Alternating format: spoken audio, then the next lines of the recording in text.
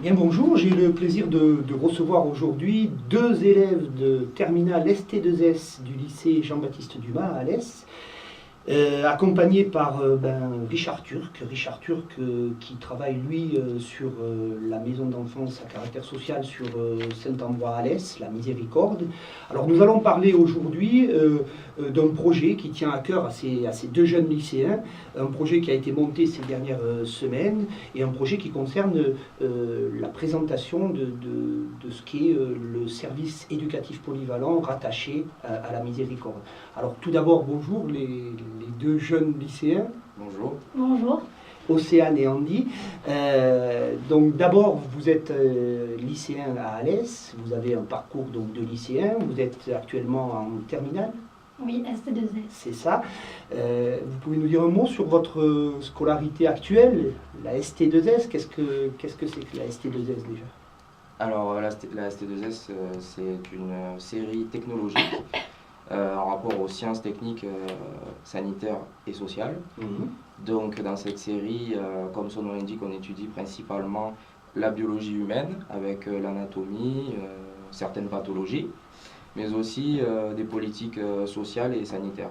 Voilà, donc c'est une filière qui vous fait accéder peut-être plus tard à un travail dans le social, justement. Exactement, social et paramédical. Alors par rapport à ça, Océane, vous avez choisi un projet qui touchait directement au social. Oui, c'est ça. Notre projet est directement lié au foyer de la Miséricorde à Alès. Parce que nous, tout d'abord, on a voulu faire un projet qui était dans le secteur social et qui touchait les enfants. Donc on s'est renseigné, on a fait une recherche sur la Miséricorde et on s'est dit que ce serait bien de faire un partenariat avec eux pour notre projet. La Miséricorde étant une structure existante depuis, Richard, depuis combien de temps? On va fêter au mois de juillet, début juillet, les 180 ans de l'œuvre de la Miséricorde. Oui, donc vous avez tapé juste, pour parler social, la Miséricorde était quand même le plus adapté. Alors vous avez décidé de mettre en avant cette structure, la Miséricorde, à travers son service éducatif polyvalent, que peut-être peu de gens connaissent. Oui, c'est ça. En fait, le service éducatif polyvalent est une branche du foyer de la Miséricorde, mais on s'est rendu compte que très peu de gens connaissaient l'existence. Et on a aussi détecté un petit problème de communication externe. Donc du coup, nous, on s'est dit qu'on voulait pallier à ce manque, parce qu'il y avait trop de places vacantes et qu'il y avait énormément de besoins. Alors, qu'est-ce que c'est ce service éducatif polyvalent? En quoi consiste-t-il? Alors, on peut nommer ça comme un accueil de jour pour le service prévention. Il s'agit de 6 places d'accueil en journée sur la structure donc, de Saint-Ambrois, sur le CEP de Saint-Ambrois. On peut se demander où c'est. La structure est située aux 2 routes de Saint-Sauveur à Saint-Ambrois. Sur la route en sortant de Alès, Saint-Ambrois. Voilà, d'accord. Voilà. Donc on y fait quoi? Alors, Océane. Dans l'accueil, ça veut une structure légère, un appui de l'action parentale. Donc c'est une aide vraiment à la parentalité.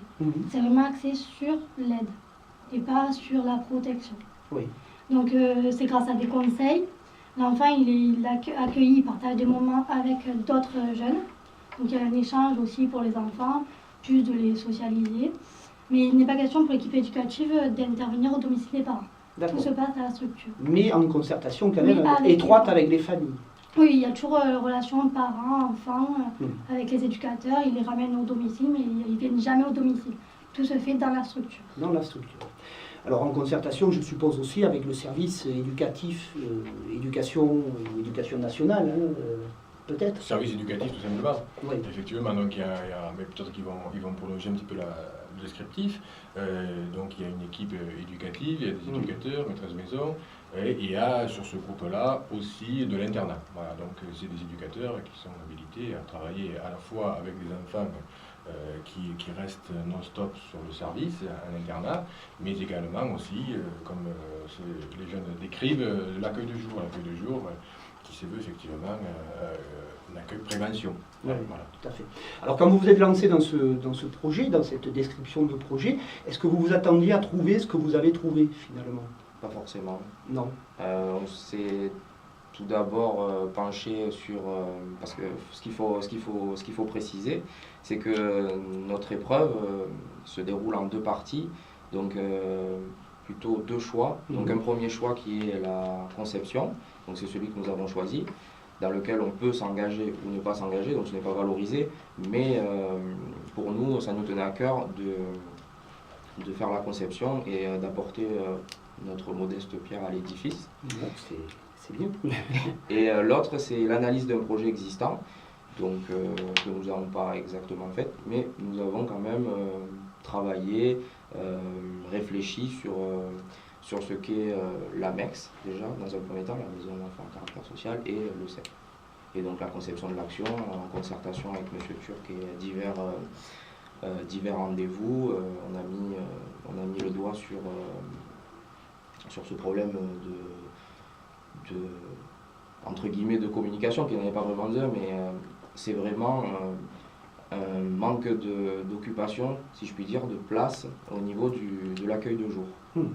Oui, vous avez sans doute raison. C'est une maison qui est connue par les gens qui la fréquentent. Est-ce qu'elle est forcément connue par beaucoup de monde extérieur après? Une précision, le CEP de Saint-Ambrois date de 1995. Donc c'est quand même pas si vieux non plus, même si ça commence à faire quelques années. Et puis effectivement, on a beaucoup de prises en charge de protection, mandatées par le juge pour enfants. Et malheureusement aussi, plus on a une demande d'un côté, moins on intervient sur ce qui est de la prévention et qui, à mon sens, est primordial aujourd'hui. Bien sûr, bien sûr. Voilà. Donc c'est les jeunes des ST2S là qui sont venus me voir pour me présenter leur projet. Et tout naturellement, effectivement, on est arrivé à cette conclusion de pourquoi pas parler de ce service et de prévention. Voilà. Bien sûr, bon, c'est une très bonne idée, hein, de toute façon. C'est la raison pour laquelle vous êtes ici aujourd'hui au micro de Radio 16. Oui, parce que ça nous tenait à cœur, nous, franchement, de se mettre à fond et de se donner à 100%. Parce que pour nous, c'était pas intéressant de commencer la conception, mais de ne pas la finir. Même si c'est pas valorisé, on trouve que c'est ça, il faut quand même, quand on s'engage. Alors dans la chronologie des événements, qu'est-ce qu'il vous reste d'ici la fin de l'année d'important? Allez, qu'est-ce qu'il vous reste d'important? C'est une question. Qu'est-ce qu'il nous reste d'important? Le bac. C'est peut-être la clé déjà. C'est la clé. C'est la clé, donc vous passez le bac en juin? Oui, c'est ça, le 17 juin. Et nous avons 3 oraux également, en plus des épreuves écrites, dont le fameux oral de projet technologique par rapport au projet que nous avons travaillé, de communication notamment, où on va présenter un dossier, donc, et nous allons passer également devant un jury, où nous allons présenter ce qu'on y a fait dans le projet de façon un peu plus explicite avec un diaporama.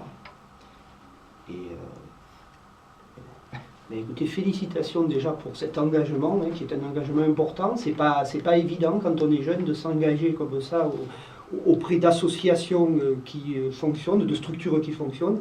J'espère que tout va bien se passer pour la fin de l'année. Vous avez peut-être quelque chose à rajouter pour conclure, Richard? Oui, alors moi, tout simplement, féliciter aussi ces jeunes-là parce que c'était pas gagné. Ils sont venus un peu comme ça, un peu à l'aventure, ils ont tapé à la porte et ils ont su convaincre.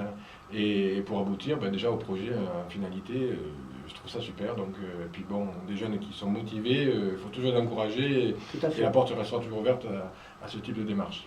Tout à fait, merci à vous. Nous, on voudrait aussi remercier du coup oui, les associations qui nous ont aidés, l'AMEX Miséricorde, les éducateurs, Radio 16, Gagnard TV qui nous ont toujours ouvert les portes et qui nous ont fait aucun refus. Et c'est avec grand plaisir qu'on soit là. Merci à vous, merci à Gagnard TV.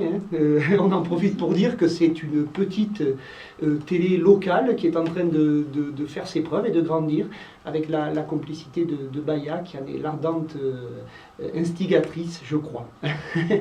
Voilà, c'est terminé, merci à vous et puis merci. Bon vent à ces deux jeunes.